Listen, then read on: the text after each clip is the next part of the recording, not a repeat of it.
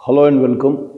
आप सभी का वॉर रूम के ऑफिशियल यूट्यूब चैनल पे हार्दिक स्वागत। मैं मनोज कानौत और हम चल रहे हैं आज की इस भारतीय इतिहास की जर्नी में, जहाँ पे हमने अभी तक बहुत सारे जो अलग अलग आयाम हैं प्राचीन इतिहास के उसको समझा है। जैसे अगर हम कह लें, हमने सबसे पहले हमारी जो क्लास है उसमें सिंधु घाटी सभ्यता के बारे में बात करा था।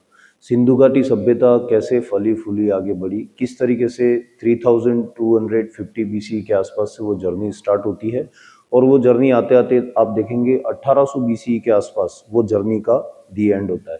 उसके बाद देखिए सर, हम एक चीज़ और नोटिस करते हैं। तकरीबन आपको 300 साल का ओवरऑल गैप मिलता है। उसके बाद वैदिक सभ्यता जो है, जिसे हम वैदिक एज के नाम से जानते हैं, वो आती है, जिसमें ऋग्वेद वगैरह और ये सारे वेदों के ऊपर काफ़ी कुछ काम हुआ था। एंड ये जो जर्नी है ये भी आगे चलेगी लगभग 1500 बीसी के आसपास से लेके 600 बीसी तक। एंड फिर उसके बाद भारत में आप देखेंगे कि धार्मिक क्रांति जो है उसका वी कैन से कि रेवोल्यूशन होगा। एंड वहाँ पे आप देखेंगे कि जैनिज्म, बुद्धिज़्म और आजीविक संप्रदाय जैसे सेक्ट जो है वो उभर के आते हैं। एंड उसके बाद फिर हम देखते हैं कि समय आगे बढ़ता है, महाजनपदा का समय आता है, जहाँ पे भारत के अंदर विशेषकर आप उत्तर भारत के क्षेत्र में देखेंगे 16 महाजनपदा उभर के आते हैं। और उसमें से एक सबसे इम्पोर्टेंट जो महाजनपद है, जिसे हम मौर्य एम्पायर के नाम से जानेंगे बाद में, तो वो मगध के अंदर से ही निकल के आएगा। और अभी तक हमने जो हमारी प्रीवियस क्लास है उसके अंदर इस मौर्यन साम्राज्य के बारे में भी बात करी है और हमने देखा कि किस तरीके से चाणक्य या विष्णुगुप्त कहते हैं, जिसे हम कौटिल्य के नाम से भी जानते हैं, उनकी हेल्प से चंद्रगुप्त मौर्य जो है वो नंद डायनास्टी के गणानंद को हराकर अपनी 321 ईसा पूर्व में मौर्यन साम्राज्य की स्थापना करते हैं चंद्रगुप्त मौर्य। उसके बाद फिर कहानी आगे बढ़ती है, धीरे धीरे हम देखते हैं कि बिंदुसार आता है, अशोक आता है and number of other things are there. और हमने कल की क्लास में देखा था कि अशोक का जो है वो स्तंभ लेख और शिलालेख के अगर पर्सपेक्टिव में बात करें तो उसका बहुत बड़ा योगदान रहा है इस इतिहास की जर्नी में। एंड उसके बाद आज की जो हमारी क्लास है बेसिकली ये बेस्ड रहेगी we can say Mauryan art and culture and इसका जो एडमिनिस्ट्रेटिव पार्ट है, मतलब मौर्यन कला किस तरीके से आगे बढ़ती है, क्या क्या इसके आयाम्स हैं, और साथ ही साथ हम प्रशासनिक जो इसकी ओवरऑल रूपरेखा थी उसके बारे में बात करेंगे। So let's begin with the thing. देखिए सर, हम जब भी मौर्यन एम्पायर की बात करेंगे तो हमें एक चीज हमेशा याद रखनी है कि इस एग्जाम के दृष्टिकोण से ये जो सेक्शन है दैट इज कला वाला, ये ज़्यादा इम्पोर्टेंट रहता है। तो आज की जो क्लास है हमारी वो मौर्य कला पे है, मौर्यन आर्ट पे। अब यहाँ हमें देखना है कि ये जो मौर्यन आर्ट है ये बेसिकली दो पार्ट्स में डिवाइडेड है। एक जिसे हम कहते हैं राजकीय कला के रूप में जाना जाता है, जिसमें आप देखेंगे कि राजा हैं, जो राजा लोग थे उन्होंने बेसिकली इस चीज को पैट्रोनेज दिया और यहाँ पे जो भी कारीगर थे उनको कहा कि भाई आप डेवलप करिए और आपको स्टेट का सपोर्ट मिलेगा। तो स्टेट फंडेड जो भी आर्ट एंड कल्चर का डेवलपमेंट देखा जाएगा, कला का विकास होगा, वो सारा कहा जाता है राजकीय कला। दूसरा जो परिवेश हम देखते हैं उसी काल में क्या है सर, लोक कला भी उभर के आती है। अब ये लोक कला क्या है सर, तो देखिए जो आम जनता है, ठीक है, जो आम जन है उसमें जो कारीगर हैं वो आम जन आगे निकल के आते हैं और वो अगर किसी कला का डेवलपमेंट कर रहे हैं तो उसे बेसिकली क्या कहा जाएगा, फोक आर्ट या लोक कला का हिस्सा माना जाएगा। अब हमें यहाँ ये देखना है कि ये जो राजा हैं ये राजकीय कला को बढ़ावा दे रहे थे, तो इसमें क्या क्या ऐसे आयाम थे, क्या चीजों को इन्होंने बढ़ावा दिया। तो देखिए सबसे पहले आप ध्यान रखिएगा कि मौर्यन एम्पायर के अंदर हम जब भी बात करेंगे तो हमें इसके आर्ट एंड कल्चर में स्तूपों को पढ़ना होगा। स्तूप बहुत ज़्यादा इम्पोर्टेंस रखते हैं इस पूरे मौर्यन एम्पायर के अंदर। क्यों सर, देखिए वैसे कहा जाता है इतिहास में कि जो स्तूप बनाने की परंपरा है उसका जो एविडेंस है वो हमें तो ऋग्वैदिक काल में ही मिल गया था, ठीक है। तो मतलब ये परंपरा तो पुरानी है, बट इसका जो जो पीक लेवल है, it reach to its zenith, मतलब ये अपने सबसे चरमोत्कर्ष पे पहुंचती है, वो समय होता है सम्राट अशोक का पीरियड, जहां पे आप देखेंगे कि भारत के अंदर तकरीबन 84,000 84,000 से ज्यादा क्या बनाए जाएंगे, स्तूप बनाए जाएंगे। और स्तूप बेसिकली होते क्या है, तो ये अर्ध अंडाकार शेप के ऐसे स्ट्रक्चर होते हैं जिसके अंदर जो बौद्ध धर्म के जैसे भगवान बुद्ध हो गए, या उनके जो अनुयायी या शिष्य थे जैसे सारिपुत्र हो गया, उपाली और आनंद हो गया, ठीक है, महामुद्रलयन हो गया, तो इस तरीके के जो शिष्य थे, और गौतम बुद्ध स्वयं, उनकी जो अस्थि अवशेष होते हैं, रेलिक्स पार्ट होता है, उसे पोर्ट के अंदर बंद करके रखा जाता है। ये बड़ा धार्मिक दृष्टिकोण से देखे तो स्तूप जो है वो बुद्ध धर्म के लिए बहुत इंपॉर्टेंट रखता है। यहाँ लोग परिक्रमा भी लगाते हैं और ये मन के अंदर श्रद्धा रहती है कि भाई हमें भी मोक्ष या निर्वाण की प्राप्ति होगी। तो इस तरीके से एक रिलीजियस सिग्निफिकेंस दर्शाता है हमें स्तूप और स्तूपों का जो विकास है। अच्छा, दूसरी बात आप देखें, ये जो स्तूप बने हैं इसके अंदर एक बहुत ही इंपॉर्टेंट चीज हमें देखने को मिलती है, वो ये है कि मौर्यन काल में तो स्तूपों का निर्माण हुआ ही था, नो डाउट, लेकिन आप देखेंगे कि मौर्यन पीरियड जो है उसके ओवर हो जाने के बाद भी, जैसे इंडिया के अलग अलग क्षेत्रों में शुंग डायनास्टी आती है, ठीक है, उसके बाद सातवाहनास हैं, उसके बाद गुप्त एम्पायर के जो लोग हैं, ये राजा जो आते हैं, ये राजवंश जो आते हैं, ये भले कोई ब्राह्मणिज्म को फॉलो कर रहा है जैसे सातवाहना, लेकिन उन्होंने भी क्या निर्माण करा है सर? स्तूप का निर्माण करा है। उसके अलावा शुंग डायनास्टी है, तो हम देखेंगे कि उनके द्वारा भी उनके राजवंशों में बहुत सारे हमें क्या देखने को मिलेंगे, स्तूप का जो फॉर्मेशन है वो होता हुआ दिखेगा। तो इस तरीके से आप ध्यान दें कि ये जो स्तूप निर्माण की कला है, ये मौर्यन एम्पायर में तो अपने पावर पीक पे थी ही थी, बट उसके अलावा ये अन्य जो राजा हैं जो किसी अन्य धर्म को मान रहे हैं, फिर भी वो बुद्धिज्म के इस स्तूप के बनाने की परंपरा को कंटिन्यू रखते हैं। इससे हमें एक चीज निकल के आती है कि उस पीरियड में रिलीजन जो है वो हमारे समाज की बहुत इंपॉर्टेंट मतलब डिसीजन मेकिंग थिंग होगा। क्यों? क्योंकि ये जो संघ बनाया गया था गौतम बुद्ध के द्वारा, इसका प्रभाव मौर्यन एम्पायर में तो बहुत ज्यादा ही था। उसके बाद वाले पीरियड में भी ऐसा देखा, इतिहासकारों के अकॉर्डिंग देखा गया कि वो जो संघ है उसमें जो भिक्षु और भिक्षुणी होते थे, उनके द्वारा लोगों को मोबिलाइज किया जाता था विचारधारा में। तो राजा जानता था कि जो आने वाले राजा थे, जैसे सातवाहनास हो गए, गुप्त वंश हो गया या शुंग शासन, कि अगर इनको इस क्षेत्र में शांति प्रिय तरीके से शासन करना है तो ये जरूरी है कि भले उनका पर्सनल कोई भी रिलीजन हो वो उसको फॉलो करे, बट उसके अलावा जो आम जन की जो ओवरऑल थिंकिंग है, या आम जन जो है जिस श्रद्धा में विश्वास रखते हैं, उसको भी उन्होंने सहर्ष स्वीकार करके आगे बढ़ाया, क्योंकि तो ही राज काज जो है वो अच्छे से आगे बढ़ पाता है। तो ये ओवरऑल चीजें हमें निकल के आती है कहाँ पे? स्तूप के बारे में जब हम बात करते हैं, ठीक है। दूसरी बात आप देखें कि ये जो भी स्तूप जिन जिन जगहों पे बने हैं, ये धार्मिक दृष्टिकोण से इम्पोर्टेंट थे, साथ ही साथ उस डायनास्टी के इतिहास को दर्शाते हैं, और समय के साथ हम देखते हैं कि ये आज की तारीख में क्या है, टूरिज्म प्लेस बने हुए हैं जहाँ से अच्छा खासा रेवेन्यू भी जनरेट हो जाता है। तो ये कुछ सिग्निफिकेंस हमें देखने को मिलेगा किसका? स्तूप का।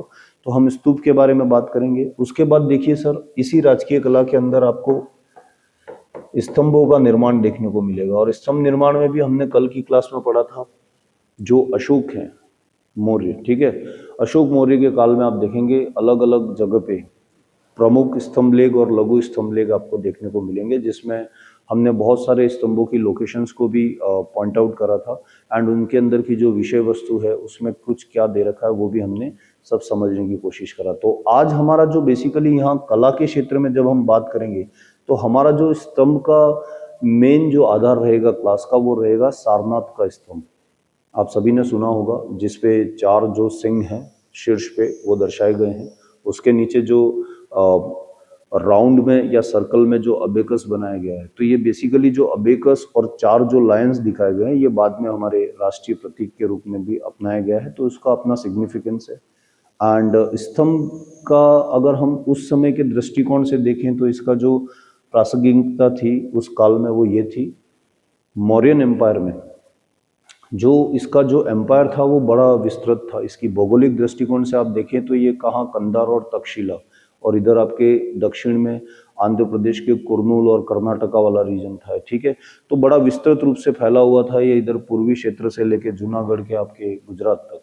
तो ये जो स्तंभ हमें अलग अलग जगह मिले हैं, ये दर्शाते हैं कि राजा इन स्तंभों के माध्यम से जन संवाद कर रहा था, इन स्तंभों के माध्यम से वो अपनी प्रेजेंस अपनी प्रजा को फील करवा रहा था। भले वो वहाँ फिजिकली प्रेजेंस नहीं था, पर वो स्तंभ जो इसने वहाँ इरेक्ट कर रखे थे, ये हमेशा वहाँ की जनता को याद दिलाते थे कि ये जो अपना शासक है और इसके थ्रू ये मैसेज अपने तक आया है। तो एक ओबे मतलब एक पूरा सिस्टम जो है ना वो एकदम कंट्रोल्ड वे में चल रहा था, ये भी हमें दर्शाता है स्तंभ के इस पर्टिकुलर थिंग से, ठीक है।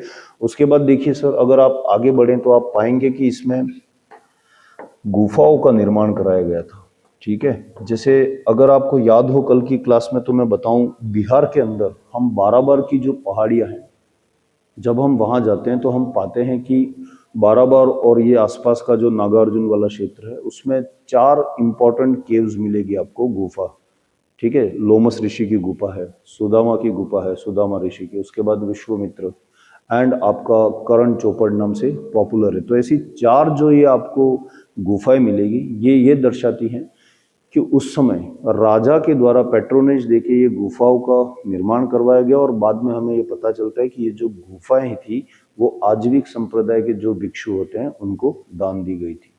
तो यहाँ पे ये गुफाओं का भी सिग्निफिकेंस है जो आपको देखने को मिलेगा, ठीक है। उसी तरीके से आगे हम बढ़ें तो ऐसी बहुत सारी चीजें हैं जो यहाँ से निकल के आती हैं। उसमें एक चीज इंपॉर्टेंट और हम ऐड कर देते हैं, जिसे हम कहते हैं राजा प्रसाद या राज प्रसाद। देखिए, अगर हम बात करें तो बहुत ही बेसिक वे में हमें समझना है कि पाटलिपुत्र जो है वो कैपिटल सिटी हुआ करता था मौर्यन एम्पायर का, और इस पाटलिपुत्र के अंदर आप देखेंगे कुम्भरहर नाम की एक जगह है जहाँ पे चंद्रगुप्त मौर्य के द्वारा निर्माणित एक भवन मिलेगा, जो कि 2 मंजिला है ऐसा कहा जाता है। उसके जो पिलर्स हैं वो अभी हैं, बट उसके जो ऊपर का पार्ट है वो वुडन से बना हुआ था, तो बेसिकली वो समय के साथ डीकम्पोस्ट हो गया, ठीक है। बट उसके पिलर्स हैं, तो उससे हमें एक आइडिया निकल के आता है कि हाँ वो डबल स्टोरी हाउस था। और कुम्भराहर के हाउस की तो मेगास्थनीज और भी प्लेटनी वगैरह जो अलग अलग इतिहासकार है उन्होंने बड़ी प्रशंसा करी थी इस समय में। तो ये ओवरऑल आप देखना कि मौर्यन काल में जो राजकीय कला है इसका अपना सिग्निफिकेंस है, और ये हमें समझ में आता है कि स्टेट का पैट्रोनेज बड़ा इंपॉर्टेंट रोल प्ले करेगा उस टाइम पीरियड में, ठीक है। अब हम जब इसकी बात करेंगे तो हम इसके बिना कैसे रह सकते हैं भाई। वहाँ की जो आम जन है, आम जनता, उसने भी तो बहुत कुछ काम किए होंगे, ठीक है। जैसे आपको बहुत सी जगह पे क्या मिलेंगे, यक्ष और यक्षिणी की मूर्तियां मिलेगी। तो ये जो यक्ष और यक्षिणी की मूर्तियां हैं, ठीक है, ये आम जन के द्वारा फोक आर्ट की फॉर्म में बनाई जा रही थी। जैसे हम बात करें चामर ग्रहणी नाम से, हमें दीदारगंज जो आज के पटना के क्षेत्र के पास बिहार में आता है, वहाँ पे एक हमें रेड सैंडस्टोन में बेसिकली एक मूर्ति मिली है जिसको हम चामर ग्रहणी कहते हैं। एक लेडी है जिसने ड्रेपरी पूरा पहना हुआ है, उसका कद काठी बहुत सुडोल तरीके से पूरा शरीर बना रखा है, एंड उसके हाथ में चामर है। जो जैन समाज के जैन मुनि होते हैं जनरली वो एयर को इस तरीके से करने के लिए यूज करते हैं, समथिंग लाइक दिस। तो उसको नाम दिया गया इतिहास में चामर ग्रहणी, ठीक है। तो ये वो यक्षिणी है।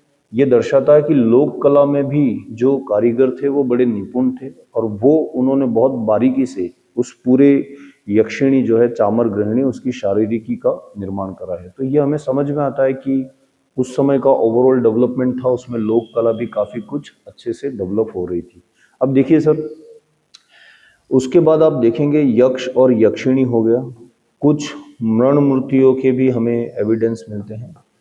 तो ये भी जनरली किसके द्वारा निर्माण किया जाएगा, तो आप देखेंगे कि लोक कला का ही पार्ट है जहाँ पे आपको ये चीजें देखने को मिलेगी, ठीक है।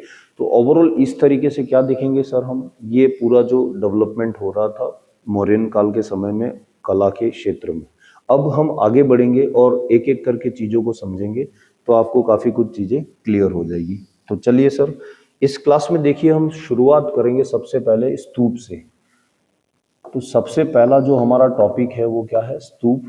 अब ये थोड़ी देर पहले मैं समझा चुका हूं, तो आपको अभी फैक्ट्स की फॉर्म में याद रखना है कि लगभग स्तूप बनने की जो प्रथा है वो तो ऋग्वैदिक काल से इसके एविडेंस मिल चुके हैं। बट आप देखेंगे कि सम्राट अशोक के टाइम पे, सम्राट अशोक के टाइम पे आप देखेंगे लगभग 84,000, कहा जाता है 84,000 स्तूपों का निर्माण करा गया था, ठीक है। तो यहाँ देखिए कहानी क्या बन के आती है। सम्राट अशोक अशोक ही थे भाई, इतना बड़ा साम्राज्य लेके बैठे थे तो कुछ तो अलग करना होता है।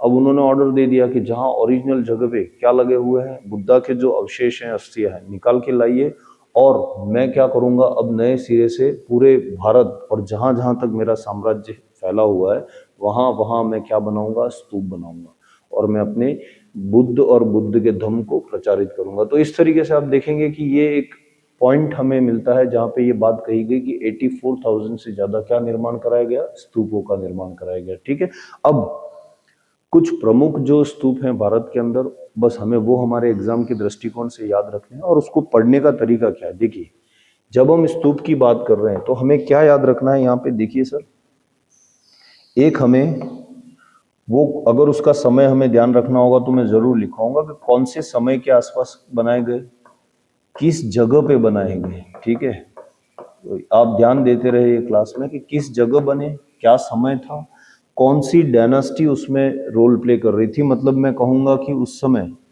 जो शासन था वो किसका था। ठीक है, या ये कह लो उस समय जो शासक था वो कौन था। ठीक है, तो ऐसी कुछ चीजें हैं जो हमें देखने को मिलेगी। और अगर उसके अलावा कुछ इंपॉर्टेंट सिग्निफिकेंस वाली बात होगी तो मैं जरूर आपको यहाँ पे बताऊंगा। तो let's begin with the thing.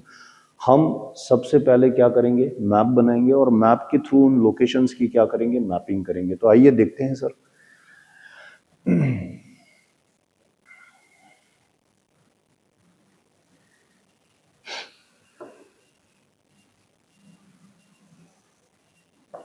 ये जैसे हमने भारत का मैप बना लिया, अब हमें यहाँ पे लोकेशन को प्लेस करना और वन बाय वन एक एक करके हमें स्तूपों को समझना है और उनके बारे में जो जानकारी है वो हमारे एग्जाम के लिए याद भी रखनी। अब देखिए यहाँ पे अगर मैं बात करूँ, सबसे पहले मैं लेना चाहूंगा मध्य प्रदेश के अंदर आएंगे हम। आज के मध्य प्रदेश में आप देखें भोपाल के समीप एक प्लेस है जिसका नाम है सांची, और वहां जो स्तूप है तो उसे कहा जाता है सांची स्तूप। ठीक है, अब ये सांची स्तूप आज के प्रेजेंट डे कहाँ पे आता है सर, तो मध्य प्रदेश के अंदर आता है। ये एक पॉइंट हो गया। दूसरी बात, इसका जो निर्माण है वो निर्माण इसका आप देखिए लगभग 3री शताब्दी ईसा पूर्व में हुआ है। तो निर्माण जो है वो 3री शताब्दी ईसा पूर्व में आपको देखने को मिलेगा। निर्माण किसके द्वारा किया गया है, तो याद रखिए अशोक, स्वयं अशोक के द्वारा किया गया था। स्वयं अशोक के द्वारा इसका 3री शताब्दी ईसा पूर्व में इसका निर्माण होता है। ठीक है, सांची के स्तूप का, जो कि आज के मध्य प्रदेश में है। दूसरी बात यहाँ से क्या निकल के आती है कि हम इस सांची के स्तूप के अंदर क्या देखते हैं सर, आने वाले समय में यहाँ पे आप पाएंगे कि शुंग वंश जो है, तो जो शुंग का शासनकाल है उसके बारे में भी उल्लेख मिलता है यहाँ पे, उसका भी संबंध इस स्तूप से मिलेगा।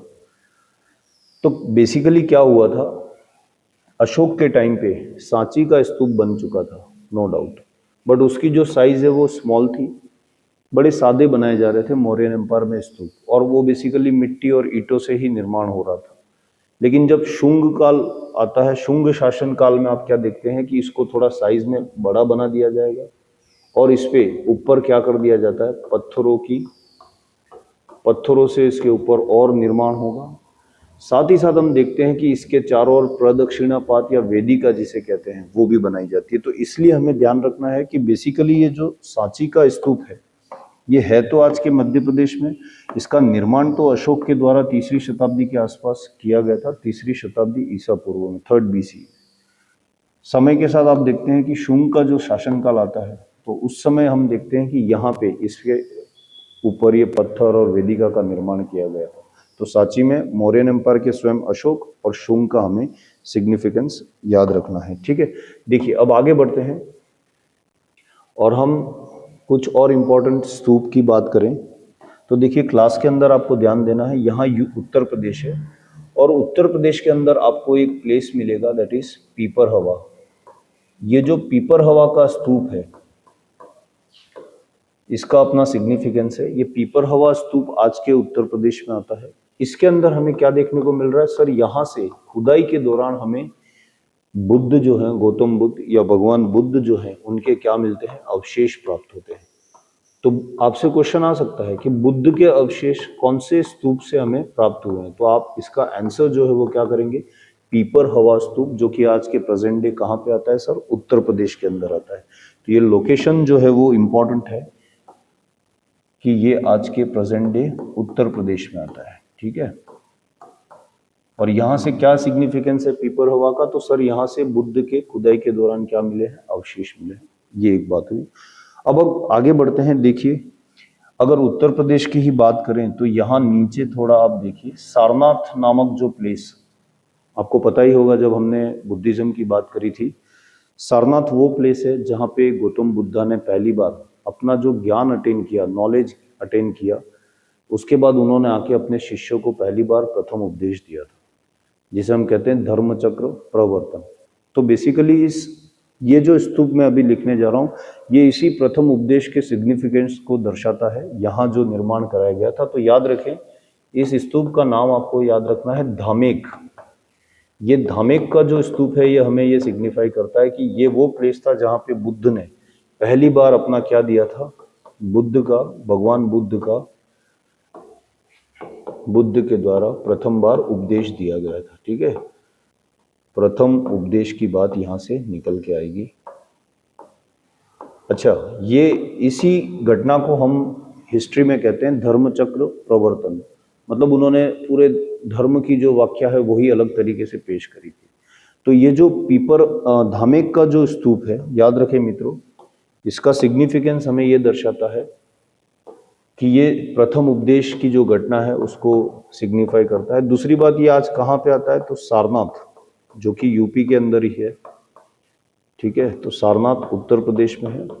दूसरी बात, इसके बारे में आपको एक इम्पॉर्टेंट बात ये याद रखनी है कि ये जो धामेक का स्तूप है, ये आपको मिलेगा 5वीं शताब्दी के आसपास बना हुआ। इसका जो निर्माण है वो कब होता है, 5वीं शताब्दी में। और किसके द्वारा किया जाएगा, तो देखिए सर, आने वाले समय में जो गुप्त डायनास्टी आती है, जिसे हम गुप्ता एज कहते हैं, गुप्ता एरा, जो कि स्वर्णिम काल था भारत के कला के इतिहास के इस क्षेत्र में, कला के डेवलपमेंट में, ओवरऑल आर्ट एंड कल्चर को लेके। तो उस स्वर्णकाल पीरियड में आप क्या देखेंगे, इसका निर्माण हुआ है। तो याद रखें, 5वीं शताब्दी के आसपास। शासन किसका था सर, गुप्त काल। तो इसका निर्माण जो है वो गुप्त काल के समय हुआ है। ठीक, तो ये हुए हमारे, अभी तक हमने कितने, 3 स्तूप को कवर करा। आइए एक बार इसको क्विकली रिकैप कर लेते हैं। देखिए सर, अगर हम फर्स्ट बात करें तो हमने सांची के स्तूप के सिग्निफिकेंस को समझा कि भाई अशोक के द्वारा स्वयं निर्मित था 3री शताब्दी के आसपास।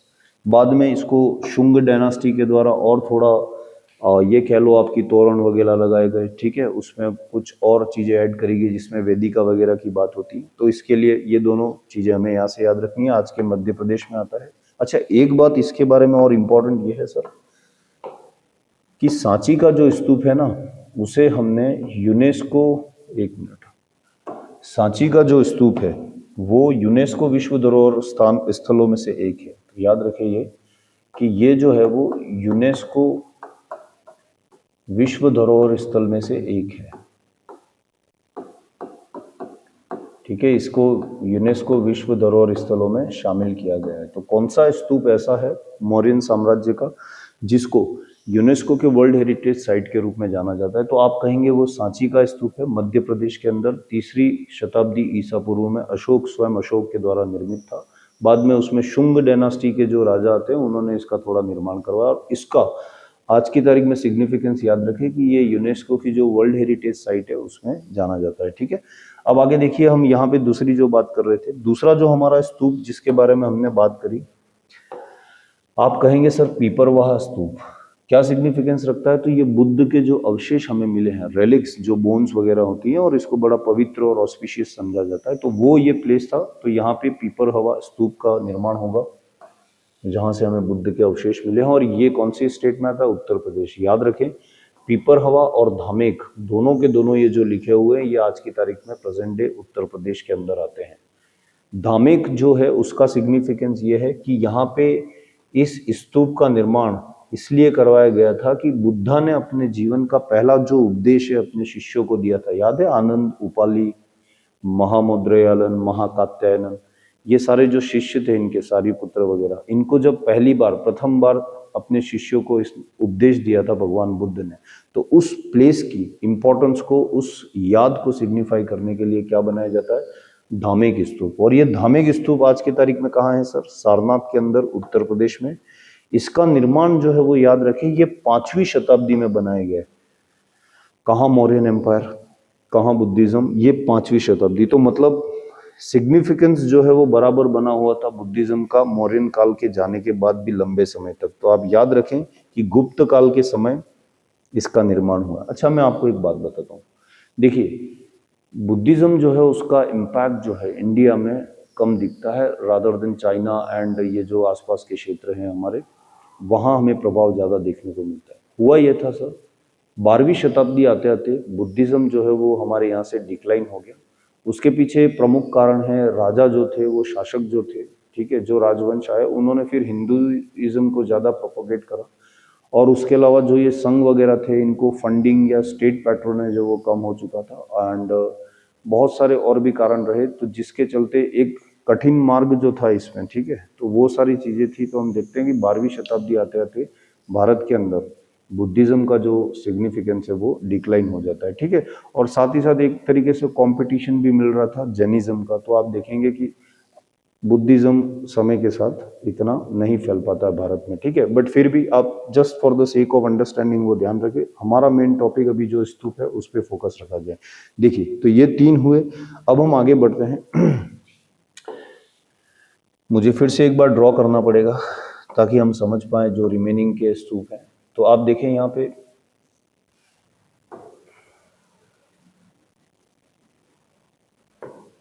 अब जो मैं बात कर रहा हूं वो स्तूप अगेन इंपॉर्टेंट है एंड ये हमें दिखेगा साउथ में। आज के प्रेजेंट डे आंध्र प्रदेश के निकट आप देखिए, यहाँ पे आंध्र प्रदेश के अंदर आप क्या पाएंगे, एक प्लेस है जिसे कहा जाता है अमरावती, ठीक है। तो ये जो अमरावती है कैपिटल सिटी है आंध्र प्रदेश की, तो इस अमरावती के अंदर आप क्या देखेंगे, आपको यहाँ पे अमरावती स्तूप मिलेगा। क्या मिलेगा सर? अमरावती स्तूप। और ये आज कहाँ है? आंध्र प्रदेश में। अब देखिए इसका सिग्निफिकेंस क्या है। हम अगर स्तूपों की बात करें तो शुरू शुरू में ये मिट्टी और ईंटों से बनाए जाते थे, बाद में इसमें पत्थरों को जोड़ा गया। पर ये एक ऐसा स्तूप है जिसके अंदर आप देखेंगे किसका ऐड किया गया है, तो यहाँ पे श्वेत कलर के, सफेद कलर का आपको क्या मिलेगा, संगमरमर जो है उसका यूज हुआ है, ठीक है। तो ऐसा कौन सा स्तूप है भारत के अंदर जिसमें संगमरमर का यूज हुआ है, तो आप क्या कहेंगे, अमरावती का स्तूप है, जो कहाँ पे है, आंध्र प्रदेश के अंदर। क्लियर? ये हमें क्या सिग्निफाई करता है कि हाँ, अब समय के साथ जैसी जो चीजें हमें मिल रही हैं उसको हम ऐड ऑन करते जा रहे हैं, ठीक है। साथ ही साथ यहाँ पे पैनल की फॉर्म में जातक कथाएं जो है वो एक पर्टिकुलर पैनल होता है, उसी पे ही बुद्ध की जो स्टोरी है उसको नरेट करा हुआ अलग अलग बोधिसत्व और इस फॉर्म में। तो ये बात याद रखें, अमरावती का स्तूप आज के प्रेजेंट डे आंध्र प्रदेश में आता है। ये एक ऐसा स्तूप है जो कि जिसमें संगमरमर का जो है पत्थर उसका यूज किया गया। दूसरा इसका सिग्निफिकेंस क्या है कि ये देखिए, इसकी डेट आपको याद रखनी है, एक टाइम पीरियड जो है ये भी लगभग 2री शताब्दी ईसा पूर्व के आसपास आपको मिलेगा। तो याद रखिए 2री शताब्दी ईसा पूर्व। अच्छा, कौन डायनास्टी थी? तो अगेन यहाँ पे भी आप ध्यान दें, जो इस अमरावती वाला रीजन है, आप में एक स्टोरी यहाँ पे करते हैं क्योंकि कल की क्लास हमारी यही बेस्ड है। आप देखिए ये वाला जो क्षेत्र है ना, ये पूरा डेक्कन का क्षेत्र है और नीचे फिर ये आंध्र प्रदेश कर्नाटक वाला रीजन और ये आ जाएगा। आप देखेंगे इस वाले क्षेत्र में हम कल की क्लास में पढ़ेंगे, यहाँ एक डायनास्टी उभर के आती है जिसका नाम है सातवाहन। ये जो सातवाहनाज हैं या सातवाहन शासक हैं, ठीक है, ये आज के दक्कन वाले क्षेत्र में आपको देखने को मिलेगा। इनका विस्तार कर्नाटक आंध्र प्रदेश वाले क्षेत्र में था। तो सातवाहना बेसिकली क्या थे? धार्मिक रूप से ये ब्राह्मण थे, ठीक है, इनका जो रिलीजन था वो ब्राह्मणिज्म था। लेकिन आप देखिए कि यहाँ पे अमरावती के अंदर ये किसका निर्माण कर रहे हैं? स्तूप का। तो ये दिखाता है ना कि उस समय की राजा की जो सहिष्णुता है उसको दर्शाता है कि उन्होंने सभी धर्मों को आगे बढ़ाया, सभी धर्मों में सहअस्तित्व की बातें हमें समझ में आती है हमारे उस काल में। तो याद रखें 2री शताब्दी ईसा पूर्व में ये जो निर्माण करा गया है ये सातवाहन शासकों के द्वारा करा गया है। तो शासक कौन से थे यहाँ पे? सातवाहन शासकों के द्वारा। कौन सी शताब्दी? तो 2री शताब्दी ईसा पूर्व के आसपास की बात है। कौन सा प्लेस है आज का? आंध्र प्रदेश। क्या इंपॉर्टेंट कैरेक्टरिस्टिक फीचर है? तो याद रखिए ये जो श्वेत संगमरमर है इसका यूज किया गया था, ठीक है। तो आप देखते हैं दक्षिण में मार्बल का काम हमारे राजस्थान की तरह ही बहुत बड़े लेवल पे होता है। तो हो सकता है संगमरमर की उपलब्धता वहाँ आसानी से होगी, और उस समय संगमरमर को इन्होंने अपने स्तूप में यूज किया। तो ये ओवरऑल कहानी हमें ध्यान रखनी है, कहाँ से? अमरावती स्तूप से। अब आगे आगे बढ़ते हैं। देखिए सर,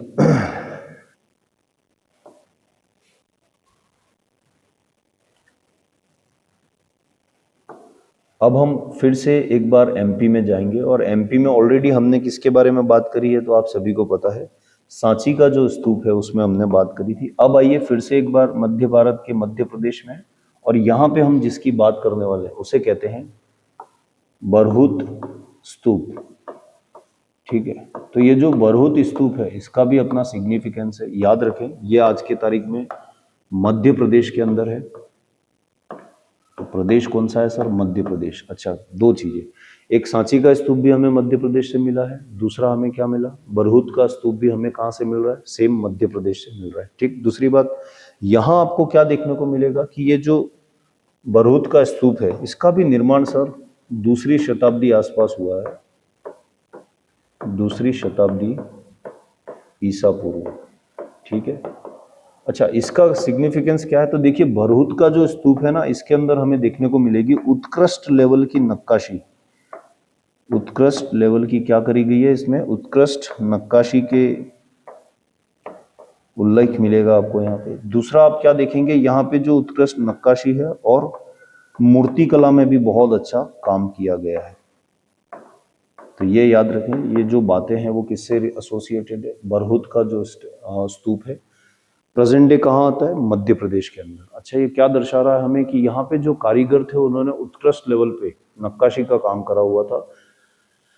मैं फिर से कह रहा हूँ, देखिए, मौर्यन एम्पायर में जो स्तूप बने थे वो बड़े सादे किस्म के थे, अर्ध का अंडाकार क्षेत्र के, बहुत सादे, मिट्टी और ईंटों से उसका निर्माण किया जाता था। लेकिन समय के साथ धीरे धीरे हम देखते हैं कि इसमें बहुत सारी चीजें ऐड करी जाती है, और पर्टिकुलरली आप देखें शुंग वंश जो आया, शुंग डायनास्टी, उसके समय में आप देखिए तोरण वगैरह वेदिका इनका निर्माण ज्यादा होने लगा। ठीक है, अब ये जो तोरण है इस पे भी क्या होता था? बरहत जैसे स्तूप में आप जाके देखेंगे तो आपको समझ में आएगा कि जो वो तोरण लगाया जाता है आगे, उसके ऊपर भी नक्काशी करी गई है, मतलब जातक कथाओं का वर्णन किया गया उस पूरे तोरण के ऊपर। ठीक है, बुद्धा से और बुद्धा के जीवन से एसोसिएटेड उसके बोधिसत्व की जो जातक कथाएं हैं उसको नरेट करा गया, ताकि जो अनपढ़ लोग होते होंगे वो उस स्टोरी को इस तरीके से देखेंगे फोटो में तो वो समझ पाते। तो ये याद रखें, ये सिग्निफिकेंस हमें कहाँ से मिलता है? बरहुत के स्तूप से, जो कि आज के प्रेजेंट डे मध्य प्रदेश में है, और ये दूसरी शताब्दी ईसा पूर्व में बनाया गया था। अच्छा, यहाँ पे जो डायनास्टी एसोसिएटेड थी उसका नाम याद रखें, तो वही सेम शुंग वंश।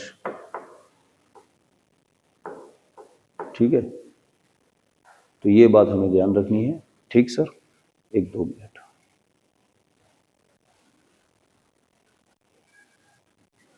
उसके बाद देखिए, अगर हम बात करें तो यहाँ पे आप पाएंगे कि ये वाला क्षेत्र आ जाते हैं हम वापस से बिहार के अंदर।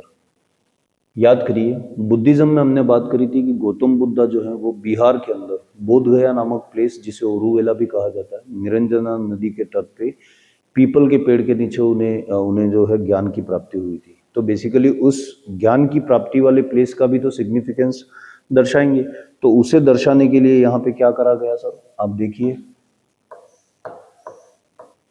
महाबोधि स्तूप आपको मिलेगा यहाँ पे। क्या मिलेगा? महाबोधि स्तूप। और ये आज की तारीख में कहाँ पे है? तो ये सर बोध गया के अंदर। ठीक, बोध गया के अंदर, जो कि बिहार में आता है। और इसका सिग्निफिकेंस क्या कि यहाँ इन्हें क्या प्राप्ति हुई थी? गौतम बुद्ध, भगवान बुद्ध जो हैं इनको ज्ञान की प्राप्ति हुई थी इस प्लेस पे। तो इसका सिग्निफिकेंस ये उभर के आता है। महाबोधि स्तूप कौन से वंश में ये भी डेवलप हुआ था? तो ये भी हम कह सकते हैं जो शुंग डायनास्टी है, शुंग वंश या शुंग शासकों के समय में इसका निर्माण हुआ था। ठीक है, अब हम एक और बात करते हैं। देखिए, आप देखें, अगर आप भारत के उत्तर पश्चिम क्षेत्र में आते हैं तो यहाँ पे आपको तक्षशिला नामक प्लेस मिलेगा, जहां तक मौर्यन साम्राज्य था। ये तक्षशिला के अंदर आपको एक प्लेस मिलेगा जिसका नाम है धर्मरज्जिका स्तूप। तक्षशिला प्लेस है और वहां पे जो हमें स्तूप मिल रहा है उसका नाम है धर्मरज्जिका। ठीक है। तो ये धर्मरज्जिका नामक जो स्तूप मिलेगा वो हमें कहाँ मिलेगा? तक्षशिला के अंदर। अच्छा याद रखिए, इसका निर्माण जो है वो किसके द्वारा कराया गया? तो यहाँ हमें मिलेगा कुषाण वंश। कल इसके बारे में भी हमारी क्लास होगी। कुषाण वंश बड़ा इंपॉर्टेंट रोल प्ले करता है, इसमें कनिष्क राजा का सिग्निफिकेंस हम पढ़ेंगे, ठीक है। तो ये ओवरऑल आपको याद रखना है। एक बार क्विक रिकैप हम कर लेते हैं, ठीक है। यहां तक की बातें आपको समझ में आ गई होगी। अब देखिए सर, अगर हम बात करें स्तूप को एक बार क्विक रिकैप के साथ देखें तो ओवरऑल आइडिया लग जाएगा आपको। सबसे पहले अगर हम एमपी की बात करें तो हमारे पास दो स्तूप निकल के आएंगे याद रखने के लिए। एक का नाम है सांची का स्तूप, दूसरा जो है वो है हमारा बरहोत का स्तूप, ठीक है। तो ये दो स्तूप हैं, इनके बारे में हमें याद रखना है। मध्य प्रदेश के अंदर आते हैं।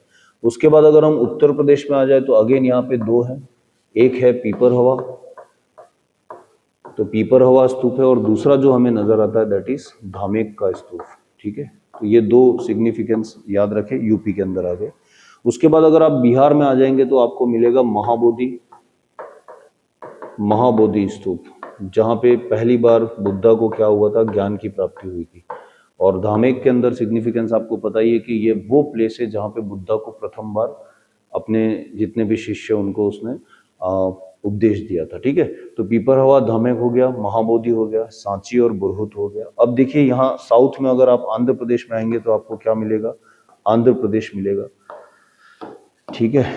और ये आज आंध्र प्रदेश में आप देखिए कौन सा? अमरावती स्तूप मिलेगा। तो ये अमरावती स्तूप की बात यहाँ से हो जाएगी, ठीक।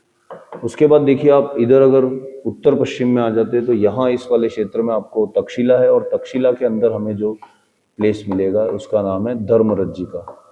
तो धर्मरज्जिका आज के कहाँ? तक्षशिला के अंदर आता है, पाकिस्तान अफगानिस्तान बॉर्डर, ठीक है। तो ये चीज़ें हमें ओवरऑल यहाँ से ध्यान रखनी है, क्या ये बातें हैं और इसका सिग्निफिकेंस क्या था, कौन सी डायनास्टी आई, और ये सारी बातें करी, ये ऑलरेडी यहाँ पे डिस्कस कर लिया गया है, ठीक है। तो देखिए इस तरीके से हमने जो स्तूप हैं उनके निर्माण के लिए जो राजवंश उस समय लगा हुआ था उसके बारे में बात करी। अच्छा दूसरी बात, अगर आप देखें तो ये जो स्तूप हैं आप पाएंगे कि इसमें सिर्फ राजाओं ने ही योगदान नहीं दिया है, इसमें बहुत से ऐसे व्यापारी वर्ग थे, बहुत से आम जन भी थे जिन्होंने अपना पैसा लगाया। उसके क्या है, वो स्तूपों के आसपास हमें जो शिलालेख मिलते हैं उन शिलालेखों में उन व्यापारी वर्गों का वर्णन किया हुआ है जिन्होंने क्या दिया हुआ है? पैसा दे रखा है, ठीक है। एक मिनट,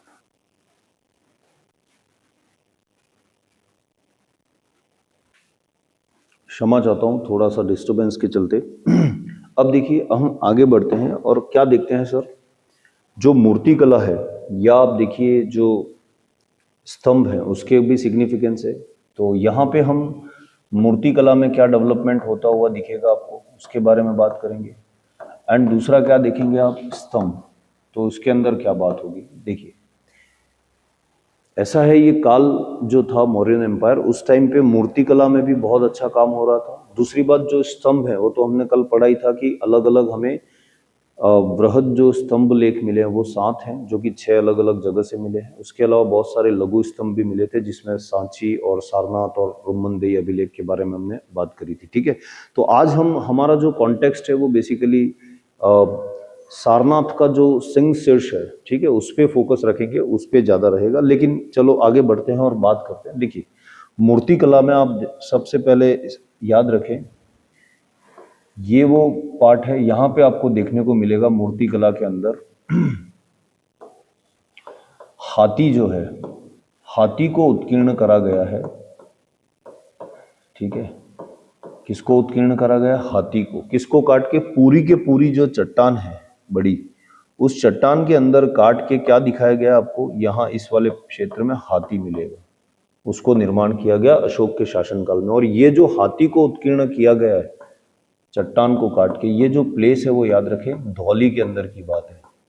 तो चट्टान को काटकर हाथी को उत्कीर्ण करा है, कौन सी जगह पे सर? धौली। धौली कहाँ आता है? तो आज के प्रेजेंट डे उड़ीसा के अंदर, ठीक है। और ये किसके शासनकाल में हुआ था? तो ये भी याद रखिए ये अशोक द्वारा करवाया गया था, अशोक के शासनकाल में, ठीक है। ये एक बात होती है मूर्तिकला को लेकर। दूसरा आप देखिए, अगर हम आज की बात करें पटना, तो पटना के अंदर एक प्लेस है जिसका नाम है दीदारगंज। ठीक है, पटना जो है बिहार में, और वहाँ पे एक प्लेस है दीदारगंज। तो ये जो दीदारगंज है, उस दीदारगंज के अंदर हमें एक प्रतिमा मिली है यक्षिणी की। और उस यक्षिणी को क्या कहा जाता है सर? उसे कहा जाता है चामर ग्रहिणी। चामर ग्रहिणी। इसकी जो शारीरिक बनावट है उसको देख के हमें समझ में आता है कि हमारे उस समय के जो शिल्पकार थे वो कितने निपुण थे। उन्होंने बहुत सही तरीके से इसको शॉल पहना रखा है, ड्रेपरी ओढ़ा रखी है।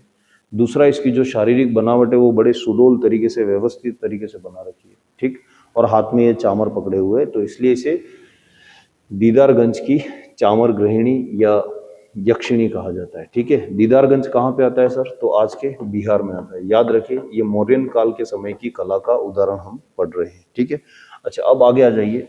अगर हम बात करें आज के प्रेजेंट डे मथुरा की, तो आप मथुरा के अंदर क्या पाएंगे? तो मथुरा के पास एक प्लेस है। हम जाएंगे उत्तर प्रदेश। उत्तर प्रदेश में आप कहाँ गए सर? मथुरा। और मथुरा में भी आप कहाँ पे आएंगे? प्रखम। ठीक है, तो मथुरा में है प्रखम। प्रखम भी बोलते हैं, परखम भी बोलते हैं, दैट डिपेंड एग्जामिनर क्या दे रहा है। तो याद रखें, मथुरा के अंदर ये जो प्रखम या परखम वाला क्षेत्र है, यहां से आपको क्या मिलेगा सर? यहां से भी हमें एक इंपॉर्टेंट बात जो याद रखनी है, मथुरा के अंदर इस वाले क्षेत्र से हमें मिलेगा यक्ष की प्रतिमा। तो यक्ष की जो प्रतिमा है वो यहां से मिलेगी। और ये जो यक्ष की प्रतिमा है, इसे क्या सिग्निफिकेंस दर्शाता है? ये जैन जो मणिभद्र हैं उनके बारे में कहा जाता है कि ये प्रतिमा तो मणिभद्र की है। तो याद रखें, उत्तर प्रदेश के मथुरा के अंदर प्रखम या परखम नाम की जगह पे यक्ष की प्रतिमा मिलती है, जिसे किस नाम से पुकारा जाता है? मणिभद्र। क्लियर? दूसरा हमने क्या देखा? दीदारगंज के अंदर, पटना जो आज का है, वहाँ बिहार में यक्षिणी, जिसे चामर ग्रहिणी कहा जाता है। उसके बाद हाथी को उत्कीर्ण किया गया, पूरी की पूरी चट्टान को काट के, धौली उड़ीसा जो है वहाँ पे अशोक के समय में। तो ये एक सिग्निफिकेंस हो गया। और देखिए आगे, अब देखें सेम बिहार में, तो बिहार वाला क्षेत्र है।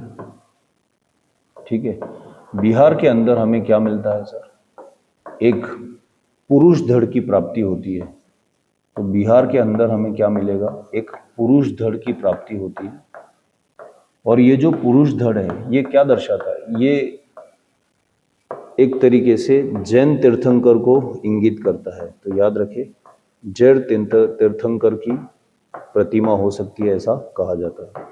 तो ये एक बात हमें याद रखनी है, कहाँ के परिप्रेक्ष्य में? बिहार। और इस प्लेस का नाम भी है, that is called as Lohanipur. तो याद रखें, अगर कल कोई ऐसा लिखा हुआ आ जाए कि ये प्लेस कहाँ है बिहार का, तो दैट इज इन लोहानीपुर।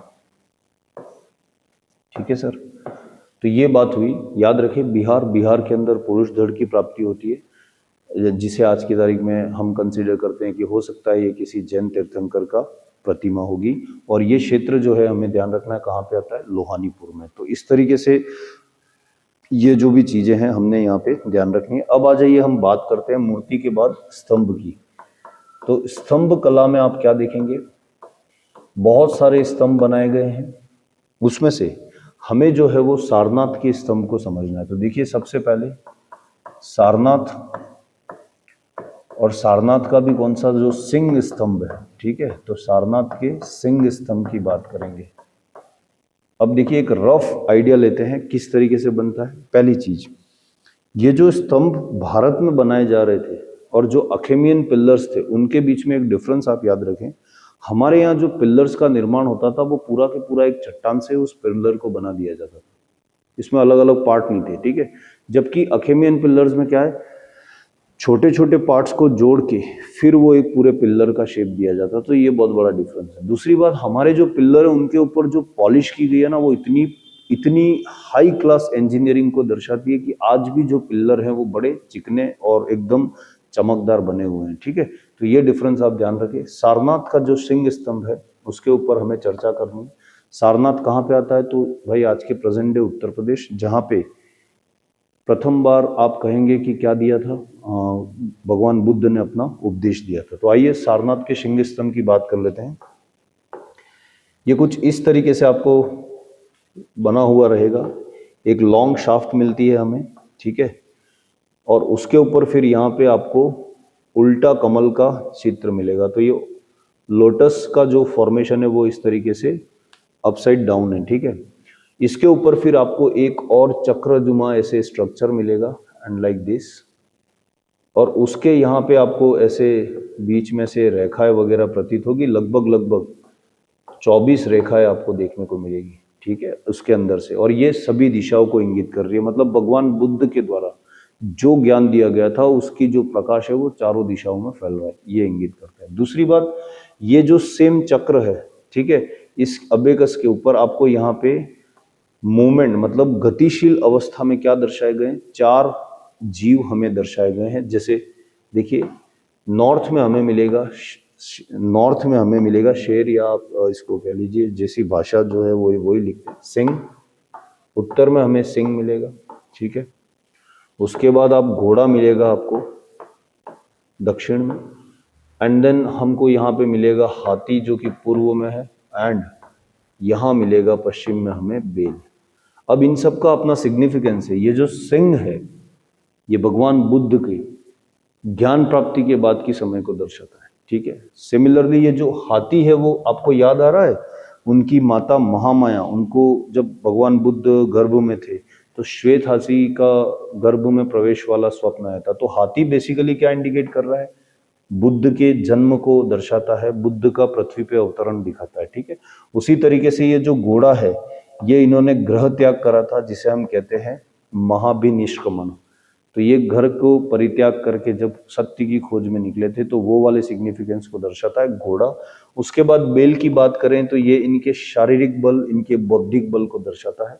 तो इस तरीके से हमें ध्यान रखना है कि यहाँ ये जो सारनाथ का सिंह स्तंभ है उस पे ये जानवर जो दर्शा रखे हैं ये 4 थे, और इन चारों का अपना सिग्निफिकेंस था। इनका गौतम बुद्धा के साथ पूरी स्टोरी अलाइंड है, ठीक है। आगे बढ़ते हैं। अब ये जो अबेकस वाला पार्ट है, इस पे देखिए शेर बनाना तो it's bit understand you can. ये शेर है, इस तरीके से आप देख सकते हैं। तो यहाँ पे ऊपर जो है वो शेर दिखाया गया, और ये बेसिकली किसको इंडिकेट करता है, तो ये हमारे सारनाथ का सिंह स्तंभ है, उसको हमें ध्यान रखना है, ठीक है। ये हाईली लस्टरियस पॉलिशिंग जो होती थी, मतलब बहुत ज़्यादा चमकदार पॉलिश इन पे की जाती थी। और याद रखिए ये जो ऊपर का पार्ट है जहाँ पे हमें 4 सिंह मिलेंगे जो अलग अलग दिशा में दहाड़ते हुए प्रतीत होते हैं, ये भी बुद्धा के ज्ञान को, उन्होंने धर्मचक्र प्रवर्तन करा तो ज्ञान को दर्शा रहे हैं। तो बुद्ध की दहाड़ है ऐसा कहा जाता है। ये 4 सिंह और इसके नीचे का ये जो अबेकस वाला पार्ट है, इसको आज की तारीख में हमारे देश में इसे क्या बनाया गया है, राष्ट्रीय प्रतीक के रूप में लिया गया है, ठीक है। तो ये बात सारनाथ के इस सिंह स्तंभ की आपको याद रखनी है। उसी तरीके से बिहार के अंदर हम जाते हैं तो हमें एक प्लेस मिलता है जिसका नाम है रामपुरवा। तो बिहार के अंदर जो प्लेस है रामपुरवा, ठीक है, कहाँ आता है सर, बिहार के अंदर। यहाँ पे भी हमें ऐसा ही कुछ स्तंभ मिला है, जिसके स्तंभ पे आपको क्या मिलेगा, वृषभ। वृषभ का मतलब होता है सांड कह लो, या you can call it bull, ठीक है, जो भगवान बुद्ध की राशि को भी दर्शाता है, गौतम बुद्ध की। तो इस तरीके से रामपुरवा बिहार के अंदर हमें वृषभ या बेल का वो स्तंभ मिलेगा, ठीक सर। तो ओवरऑल ये जो मूर्तिकला और इससे रिलेटेड जो बातें हैं वो भी कर ली है। याद रखिए ये जो चक्र दे रखा है इसके अंदर ऐसे रेखाएं बनी हुई है, देख लीजिए यहाँ पे ये इस तरीके से। तो वो जो रेखाएं है ना, टोटल 24 रेखाएं बना रखी हैं, 24 तीलियां हैं जो अलग अलग दिशाओं को सभी दिशाओं में वो प्रकाश फैलता हुआ नजर आएगा, ठीक है। तो इसका अपना सिग्निफिकेंस राष्ट्रीय प्रतीक के रूप में आज की तारीख में है, ये आप ध्यान रखें। अशोकन पिलर्स भी बोलते हैं इसको इंग्लिश में। अब हम आगे बढ़ेंगे और आगे की कहानी क्या है वो देखेंगे। तो देखिए, अगर आपको याद हो तो कल की क्लास में ही हमने कहा था गुफाएं जो हैं उसका भी निर्माण होता है। अब देखिए गुफाओं का सिग्निफिकेंस तो है ही उस समय में, क्योंकि आज की जो इंफ्रास्ट्रक्चर है, हाई राइज बिल्डिंग्स, वो तो थी नहीं। तो रहने के लिए जितने भी भिक्षु भिक्षुणी हैं या जो भी धर्म संप्रदाय के लोग हैं, वो अगर भ्रमणशील हैं तो उनको रहना तो पड़ेगा। कभी न कभी परिस्थिति विकट होती है, मौसम अनुकूल नहीं है, तो वो गुफाओं के अंतर्गत रहते थे। तो आप देखिए यहाँ पे हमें जो गुफाओं का एविडेंस मिलेगा, बिहार के अंदर बाराबर की गुफाएं हैं, ठीक है। और एक और नाम याद रखें, नागार्जुन की गुफा है, ठीक है। बाराबर या नागार्जुन की ये जो गुफाएं हैं, याद रखें। यहाँ पे अशोक के द्वारा आदेश देके कितनी गुफाओं का निर्माण करवाया गया था? 4 कृत्रिम गुफाओं का निर्माण करवाया गया था, बाराबर की पहाड़ियों को काट के। और वो 4 में से एक का नाम था लोमस ऋषि, तो लोमस ऋषि की गुफा। दूसरे का नाम था सर आपका विश्वामित्र। फिर one more we have, that is Sudama की गुफा। और उसके बाद देखिए लोमस ऋषि हो गया, विश्वामित्र हो गया, सुदामा हो गया, और करण चोपड़ की गुफा, या इसी को कर्ण चौपड़ भी लिखा रहता है, ठीक है। तो इस तरीके से ये 4 जो गुफाएं हैं ये बनाई गई कृत्रिम रूप से, और ये जो है बाद में अशोक के द्वारा आजीविक संप्रदाय को क्या कर दी जाती है? दान में दे दी जाती है। तो ये सिग्निफिकेंस यहाँ से निकल के आएगा जो आपको याद रखना है, ठीक। तो ये ओवरऑल बात हो गई गुफाओं के बारे में। अब ये जो मौर्यन एम्पायर है उसकी जो कला का बात है वो हम ऑलरेडी हो चुकी है। इसको एक बार क्विकली रिकैप करें तो आप देखिए क्या क्या बातें हमने करी थी, कहानी कहाँ से शुरू करी थी। देखिए मौर्य कला, इसमें हमने राजकीय कला और लोक कला की बात करी। यहाँ यक्ष यक्षिणी में हमने दीदारगंज की चामर ग्रहणी, और यक्ष की बात करें तो मथुरा के अंदर हमें मिला था, ठीक है। मणिभद्र नाम से जो हम समझ रहे हैं वो वाली बातें हो गई। स्तूप में हमने समझ लिए इंपॉर्टेंट स्तूप, जैसे सांची हो गया, ठीक है। उसके बाद पीपर हवा हो गया, धामेक हो गया। गुफाओं में अभी बाराबर के बारे में बात करी। राजा प्रसाद में कुम्हर जो प्लेस है वहाँ पे चंद्रगुप्त मौर्य का भवन मिला है। उसके बाद ये इम्पॉर्टेंट है, यहाँ से कौन से काल में और किस समय में और किस शासन काल में ये बने हैं और किस जगह पे हैं आज की तारीख में, ये हमें थोड़ा सा ध्यान रखना है। ये जैसे कुछ इंपॉर्टेंट ऐसी भी बातें आ जाएगी जहाँ पे हट के कुछ चीज़ यूज़ करेगी तो क्वेश्चन आ सकता है कि श्वेत संगमरमर और इन जैसी चीज़ों को याद रखें, ठीक है। तो ये ओवरऑल कहानी होती है सर मौर्यन एम्पायर की कला के क्षेत्र में उसके प्रखरता की। ये सारनाथ के शिंग स्तंभ की बात करी। अब हम आगे के जो इस क्लास का सेक्शन है उसको कंटिन्यू करते हैं, और उसके अंदर हम देखने वाले हैं मौर्य प्रशासन। तो मौर्यन एडमिनिस्ट्रेशन कैसे रन होता है, क्या क्या चीज़ें होती है, उसके बारे में बात करेंगे। Let's begin with the thing. देखिए साहब, जब हम एक मिनट मौर्यन साम्राज्य के प्रशासन की बात करें तो हमें आज का थोड़ा परिवेश समझ में आता है, तो हम ये अच्छे से समझ पाएंगे। देखिए इसको समझने से पहले हमें देखते हैं। देखिए आज की तारीख में क्या होता है सर, हमारे पास है संसद, जिसे हम कहते हैं पार्लियामेंट। खैर मुझे इतना डिटेल में नहीं जाना है, बट स्टिल आप थोड़ा समझ पाएंगे इसके लिए। उसमें फिर क्या होता है, सबसे मुख्य रूप से आप देखिए लोकसभा होती है, फिर एक हाउस और है जिसे क्या कहा जाता है, राज्यसभा, बराबर। अब ये जो लोकसभा है वो क्या है, इसमें आज डेमोक्रेसी है, तो डायरेक्टली जो हम लोगों के द्वारा वोट डाला जाता है उसके बिहाफ पे डायरेक्ट इलेक्शन होके यहाँ रिप्रेजेंटेटिव्स आते हैं और वो सिस्टम को रन करते हैं, सरकार बनती है। राज्यसभा इनडायरेक्टली इलेक्ट होके मेंबर्स आते हैं। अब वो सब तो ठीक है, आप समझ ले ये सब एक ही है, यूँ समझे जैसे ये सिस्टम है। तो यहाँ हम क्या देखते हैं, ये जो संसद है उसकी जगह आप समझे कि सम्राट है। कौन है साहब, सम्राट। जैसे हमारे प्राइम मिनिस्टर है तो सम्राट हो गया उस समय मौर्यन एम्पायर में। ये जो लोकसभा और राज्यसभा है ये क्या है, तो यहाँ पे आपको मंत्री परिषद मिलेंगे। क्या मिलेंगे, मंत्री परिषद, ठीक है। 1-2 मिनट।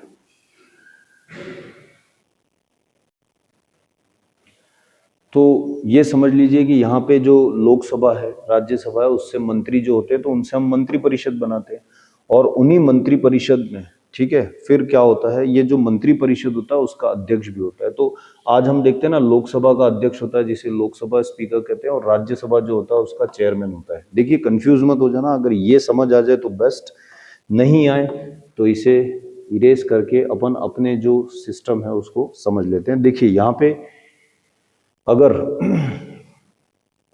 हम बात करें प्रशासन की तो मौर्यन एम्पायर में सबसे टॉप पे तो कौन होगा सर? सम्राट होगा, दैट इज योर रूलर।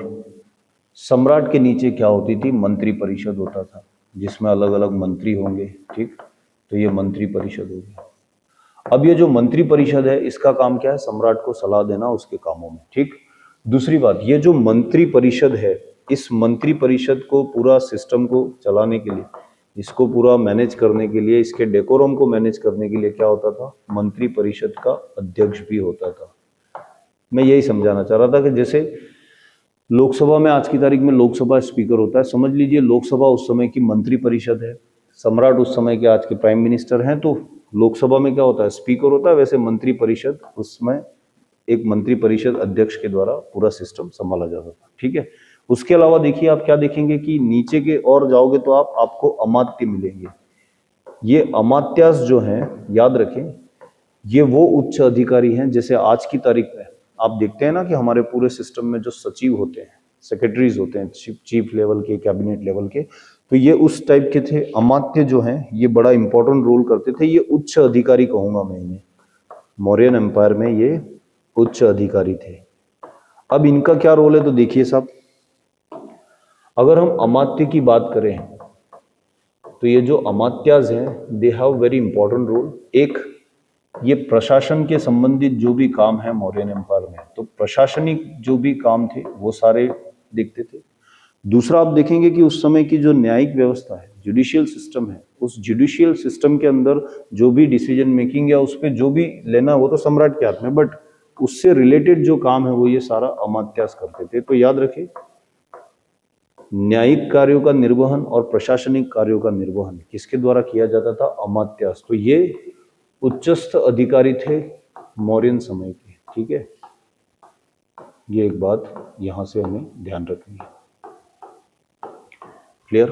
तो ये ओवरऑल आपको देखने को मिलेगा कि ये जो पूरा मौर्यन एम्पायर है, अगर आप देखें तो सारा सिस्टम जो है वो बड़ा ही उच्च लेवल का क्या दिखेगा?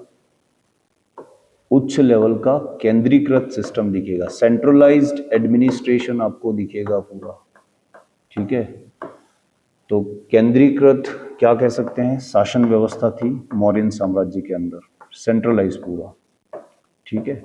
और आप, हमने कल जूनागढ़ अभिलेख पढ़ा था तो देखा था कि जूनागढ़ तक मौर्यन साम्राज्य था, और वहां पे जूनागढ़ अभिलेख में ये उल्लेख भी मिलता है कि पुष्यगुप्त नाम से प्रांतीय गवर्नर का प्लेसमेंट था चंद्रगुप्त मौर्य के। तो बात ध्यान रखिए कि पूरा का पूरा सिस्टम जो था वो सेंट्रलाइज था या केंद्रीकृत था, जिसमें अलग अलग अधिकारी गणों को, गवर्नर्स को, इनको बिठा रखा था पूरे सिस्टम को अलग अलग जगह से चलाने के लिए। और रही अगर कसर रह जाती है तो सम्राट की प्रेजेंस को आप क्या कर दीजिए? शिलालेख और स्तंभ के तुक पहुंचा दीजिए। आप स्तंभ लगा दीजिए तो लोगों को याद रहेगा कि हमारे शासक हैं और ये इनका स्तंभ है, ठीक है। तो इस तरीके से प्रशासन में आपको क्या दिखे तो याद रखना, मौर्यन जो एडमिनिस्ट्रेशन था वो हाईली सेंट्रलाइज था, केंद्रीकृत था। केंद्रीकृत शासन व्यवस्था दिख भी रही है, सम्राट, उसके बाद मंत्री परिषद, और मंत्री परिषद का अध्यक्ष भी होता था। एंड देन ये जो अमात्याज होते थे, they are the higher officials in the Mauryan empire, मतलब उच्च अधिकारी थे। और इनका जो, याद रखें, इनका जो मेन रोल है दैट इज प्रशासनिक, एडमिनिस्ट्रेटिव और न्यायिक काम को संभालने का काम था, ठीक है। यहां तक की कहानी आपको आई थिंक समझ में आ गई होगी। अब हम आगे बढ़ते हैं। देखिए, एक वर्ड आएगा आपके सामने, ये मौर्यन एम्पायर में ज्यादा काम का है, तीर्थ। तीर्थ का मतलब क्या है? तो ऐसे पदाधिकारी या ऐसे विभाग और पद जो कि बहुत ज्यादा प्रमुख रूप से इंपॉर्टेंट थे, जिनका जो इंपॉर्टेंस है वो ज्यादा था, तो उस पद को, उस विभाग को क्या कहा जाता? तीर्थ। याद रखें, ऐसे तीर्थ कितने बताए गए हैं? तो 18 का उल्लेख मिलेगा हमें, ठीक है। उनमें से जो मुख्य हैं, उन तीर्थ, उन विभाग, उन पद को हमें क्या करना है? अभी पढ़ना है और समझना है। लेकिन तब तक मैं पानी पी लेता हूं, मुझे 1 मिनट का ब्रेक दीजिए।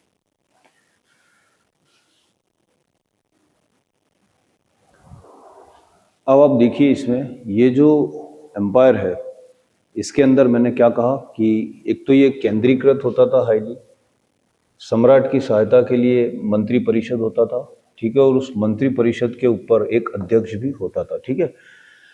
बाकी सारी बातें हम समझ चुके हैं। अमात्य जो होते हैं वो उच्चस्थ अधिकारी होते थे, जैसे आज के आधुनिक सचिवों के समान, और इनका प्रशासनिक और न्यायिक दायित्वों का निर्वहन करते थे। अब याद रखिए, ये जो तीर्थ हैं, ये इंपॉर्टेंट पद हैं जिसके बारे में हमें दर्शाता है।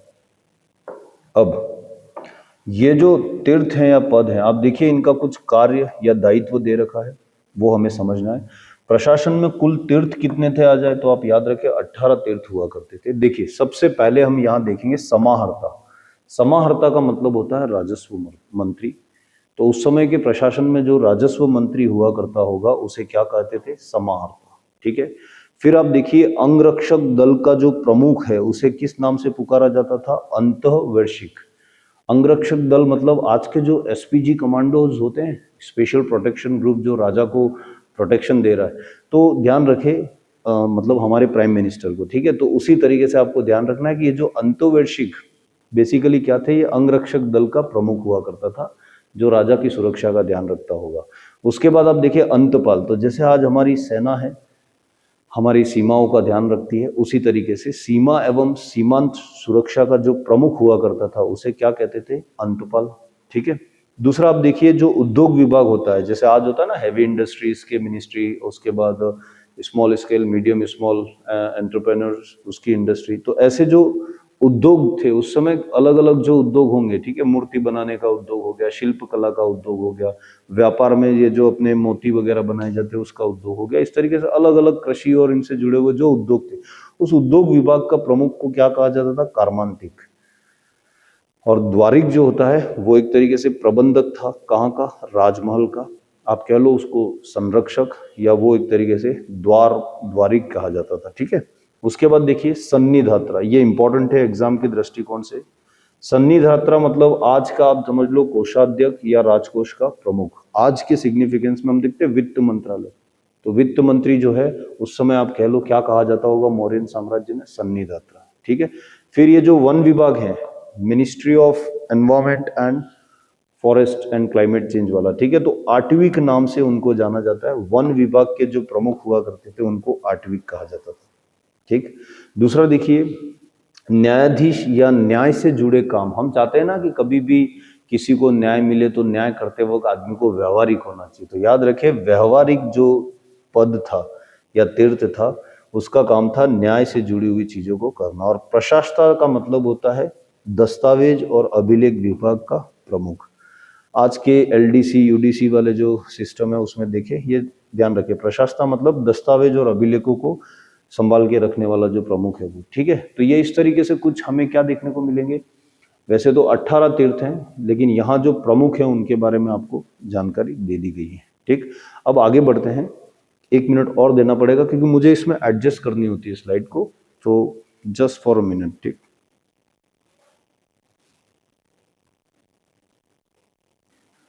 अब देखिए आप यहाँ पे इन जो तीर्थ की हमने बात करी, ये तो प्रमुख पद हो गए। उसके नीचे कुछ विभाग आते थे, वो विभाग लगभग 26 थे। 26 से 27 का उल्लेख मिलता है हमें विभागों का। ठीक है।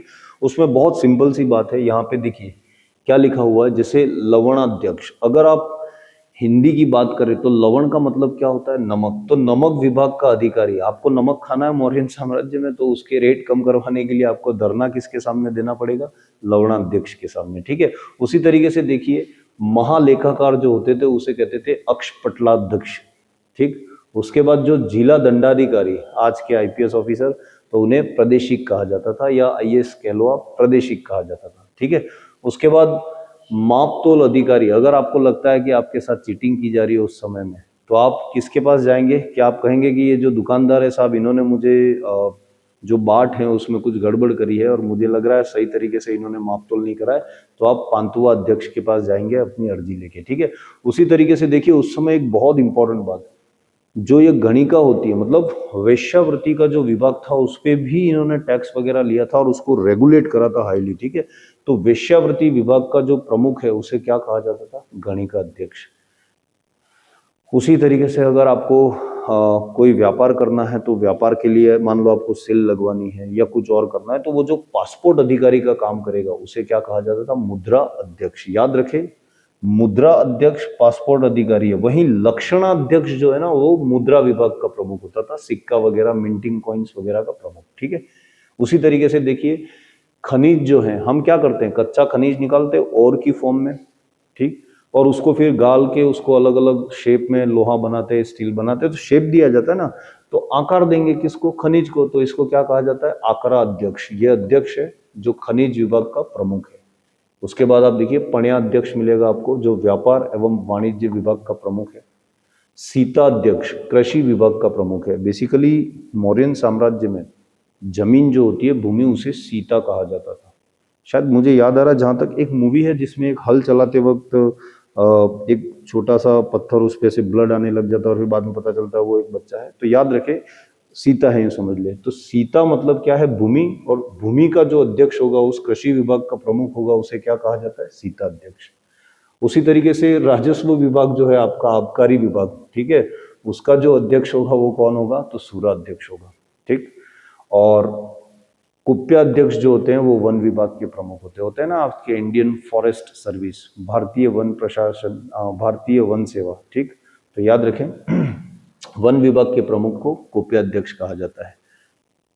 उसके बाद कुछ इंपॉर्टेंट चीजें इससे जुड़ी हुई हैं, जैसे पुलिस डिपार्टमेंट हो गया, रेवेन्यू दैट इज राजस्व से रिलेटेड, और आप गुप्तचर, जैसे आज हम रॉ को देखते हैं, ठीक है, अजीत डोभाल साहब वाली, तो रॉ का जो सिस्टम है हमें आज नजर आता है। आप याद रखिए ये मौर्यन साम्राज्य में भी गुप्तचर व्यवस्था थी। इतने बड़े साम्राज्य को चलाना मतलब राजा के पास हर एक चीज की जानकारी सही सही पहुंचनी चाहिए। तो आप क्या पाते हैं, गुप्तचर व्यवस्था में आप क्या देखेंगे कि जो गुप्तचर होते थे वो दो प्रकार के होते थे। एक को कहा जाता था संस्थान, जो स्थायी रूप से रहते थे और वो सारी चीजों को लेके डिटेलिंग बना के राजा को सौंपते थे। दूसरे होते थे संचारी, ये बेसिकली भ्रमणशील होते थे, कभी इस जगह कभी उस जगह और क्या हो रहा है वो सारी डिटेल निकाल के लाते थे। और ये जो गुप्त पुरुष हैं, आप देखिए ये दो प्रकार के हैं। साथ ही साथ आप यहाँ पे पाएंगे कि ये गुड़ पुरुष जो है ना, वो गुप्तचर का काम करते थे या गुप्त एजेंट होते थे। क्लियर? तो ये याद रखें, गुप्तचर दो टाइप के थे, एक संस्थान जो स्थायी रूप से थे, दूसरे संचारी जो भ्रमणशील रूप में एक जगह से दूसरी जगह जाके चीजों को लाते थे, और वो गुड़ पुरुष गुप्तचर होते थे, ठीक है। दूसरा पुलिस व्यवस्था थी। यस, होगा ही, इतना बड़ा साम्राज्य है तो भाई, तो वहां जो बंदी बना के जिसको लाया जाता था कारागर में, तो कारागर को क्या कहा जाता था, बंधनागार। याद रखे, कारागर जो था उसे बंधनागार कहा जाता था, जबकि जो बेसिक लॉकअप होता है ना, जिसको हम कहते थे चारक, अस्थायी हिरासत में अगर किसी को लिया गया पुलिस के द्वारा तो उसे चारक कहा जाएगा, ठीक है। और कारागर को क्या कहा जाएगा, बंधनागर। उसके बाद राजस्व व्यवस्था में देखिए, राजस्व विभाग जो है उसका प्रमुख जो है उसको तो हम क्या कहते थे, समाहर्ता। जबकि एक और प्रमुख हम ऑलरेडी पढ़ चुके हैं, महत्वपूर्ण अधिकारी होता है, जिसे हम क्या कहते हैं, सन्निधाता। ये कोषाध्यक्ष के रूप में काम करता है। तो याद रखिए, राजस्व व्यवस्था में राजस्व विभाग का प्रमुख तो क्या कहलाता है, समाहर्ता। जबकि तीर्थ में हमने पढ़ा था कि ये जो सन्निधाता होता है ये क्या, कोषाध्यक्ष, वित्त मंत्री है एक तरीके से, ठीक है। तो ये कुछ आपको ध्यान रखना है। कितने तीर्थ के अंदर कितने विभाग आ जाते हैं, तो 26 विभाग आते हैं। और ये सारी कहानी हमारी यहाँ पे एंड होती है मौर्यन साम्राज्य को लेके। अब देखिए साथियों, इंपॉर्टेंट बात यह है, आप देख भी पा रहे होंगे कि मैं रोज कहता हूं आपसे, अगर आप ये सेम टाइप का ये जो पीडीएफ है इसको डाउनलोड करना चाहते हैं तो हमारे वॉर रूम के ऑफिशियल टेलीग्राम चैनल पे जाइए। English as well as Hindi के अंदर आपको इन सब्जेक्ट्स के क्या मिल जाएंगे, पीडीएफ मिल जाएंगे। और यहाँ जो मैं समझा रहा हूँ उसको आप समझ रहे हैं, उसके बाद अगर आप इस पीडीएफ को पढ़ रहे हैं, इससे अच्छी खासा ज्ञान ले रहे हैं, फिर पीवाईक्यूज को सॉल्व कर रहे हैं, और हमारा जो अभी टेस्ट सीरीज आ रहा है उस टेस्ट सीरीज को अगर आप ज्वाइन करते हैं, जो कि बहुत ही मिनिमल कॉस्ट के साथ आ रहा है, 600 रुपीज के आसपास का है, तो यकीन मानिए कि आपका प्री जो है वो बिल्कुल केक वॉक हो जाएगा। एंड देन फिर हम मेंस भी लॉन्च करेंगे, तो उसमें आप जुड़िएगा तो उससे भी आप आगे बढ़ पाएंगे। तो यहाँ तक की कहानी है साथियों। पीडीएफ कुछ इस तरीके से नजर आएगा आपको वॉर रूम का, जहाँ पे बहुत ही शानदार तरीके से चीज़ों को समझा रखा है और हर एक चीज़ को यहाँ पे मेंटेन करके समझा दिया गया है, जो कि एग्जाम दृष्टिकोण से इम्पोर्टेंट है। तो ठीक है सर, आज की क्लास जिसमें हमने मौर्यन कला और प्रशासन को समझा, इसी के साथ हमारा मौर्यन साम्राज्य जो है वो खत्म होता है। अब कल से हम जो है वो नेक्स्ट क्लास में हम बात करेंगे सातवाहनाज और जो कुशानाज है उनका कैसे वो कैसे उभर के आते हैं और किस तरीके से उनका सारा सिस्टम चलेगा। तो धन्यवाद यहाँ तक। जय हिंद साथियों।